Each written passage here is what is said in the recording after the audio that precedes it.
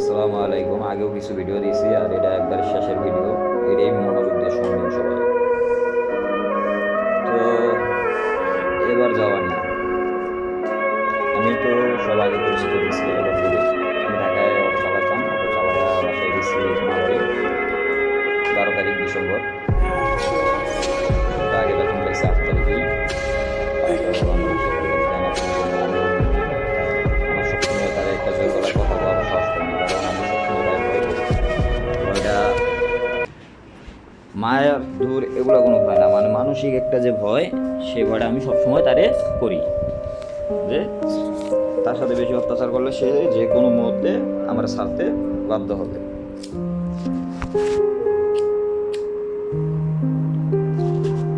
তখন মাসটা মোটামুটি ভালোই গেল। যাই হোক, কাজকাম নিয়ে সবসময় চিল্লাচিল্লি করতে থাকি। তো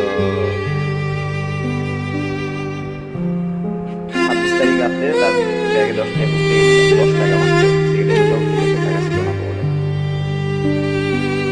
ঘুরতে যায় 200 টাকা বেশি হয়ে গেছে। আর গুরুত্বপূর্ণ যে কথা, বন্ধুকে অক্টোবরের 26 তারিখে টাকা নেওয়া হয়েছে, সেটা আমি জানি না। দীর্ঘ 1 মাস হয়ে গেছে 26 তারিখ।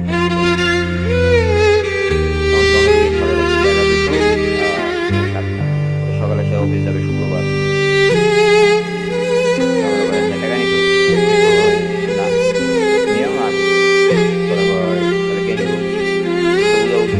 টাকার সাথে যত কাজ ছিল তাহলে তো দোকানে বাইকে ছাড়া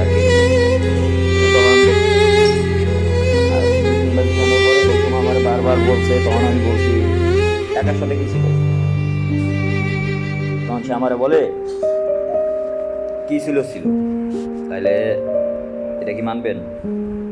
সেটা কি করছে সেটা জানবেন না?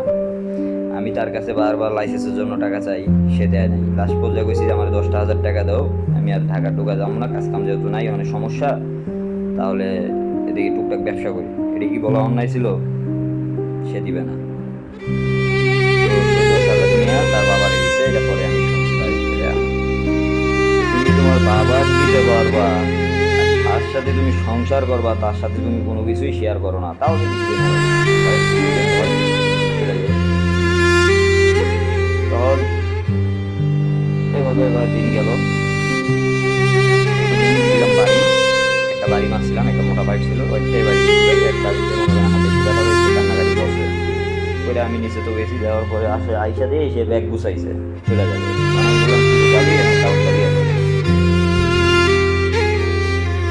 তখন সে বলে কাগজ দেওয়া যাবে না, এই খালারে নিয়ে বিকালবেলা কাগজ দিয়ে যাবো। এটা আপনি মানবেন? তুই বারবার আমার কষ্ট দিবি, 4বার 5বার। আপনি পুরুষ হয়ে যদি আপনি মানেন, আর আমি মেয়েদেরকে বলি আপনারা যদি বারবার এমন করেন, আপনার স্বামী মানবো? আমি পুরুষ মানছি, কারণ কেন জানেন? তাই আমি ভালোবাসতাম অতিরিক্ত, আমার জীবনের থেকেও বেশি। তার জন্য 2বার মরতে গেছি, 1বার না। তার জন্য মৃত্যু আমি ভয় করি না। তো তখন গেছে, তারপর দিন তার খালা বাসায় গেছি আনতে।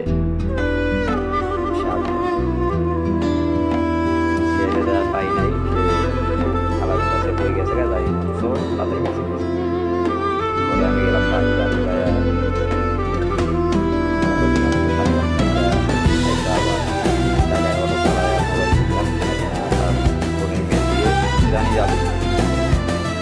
বুঝলেন তো, ভালোবাসার একটা মায়া আমার।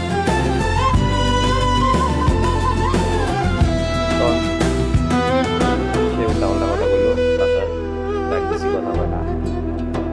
মোবাইল নিয়ে গেছে একটা, সে হয়তো কেউ কিনা দিছে। পরে আমি ভাড়া নিয়ে চলে আসি, কেউ কিছু না বলে। ছেলের টানে যদি আসে আমার কথা, সে যদি 10টা পুরুষের লোক তোমাকে বলো যে আমার সাথে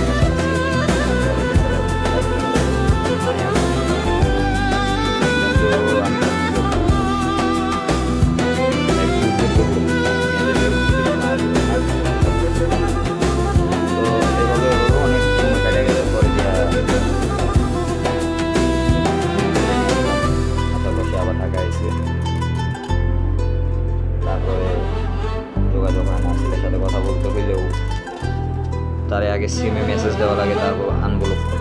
তো আমি এই বিষয়টা একটু বলি, কাছের মানুষ যত কিছুই হোক ফোন ধরবেন না, বলবেন ব্লক করবেন না, এটা আঘাত করে সহ্য করতে পারেন না। তো লাস্টকালে যেহেতু দেখতেছি লাইন ছাড়া চলে যেতেছে, মামা আমার নিজের মামাকে দিয়ে তার কাছে রিকোয়েস্ট করালাম, তার বাবার কাছে করালাম, তো দেখুন সম্মানজনক। কারণ মামা সব কিছু বললো, বলার পরে মামা বললো হয়তো 3 মাস বাইরেই থাকবো। আমি মামারে বলছি ওগুলো কথা, মামা বললো 3 মাস বাইরেই থাকবো, সমস্যা নাই। তখন যা তার বাবা বলে গেছে যে তার একটা রুম নিয়ে দিব, মাস থেকে আমরা একসাথে বলা চায় নাই, যে কারণে পাই। তো পরবর্তীতে 16 তারিখ তার বাবারে আমি ফোন দিয়েছিলাম, দিয়ে কথা বললাম, তো যে গেলাম ওর খবর কী হয়েছে, সময় গালাগালি করছে, যে সময় গালাগালি করছে তখন আর আমি মাথা ঠিক রাখতে পারিনি না। প্রথম ভালো মন্দ জীবনের পর রেকর্ড করা ছিল, রেকর্ডটা বলতে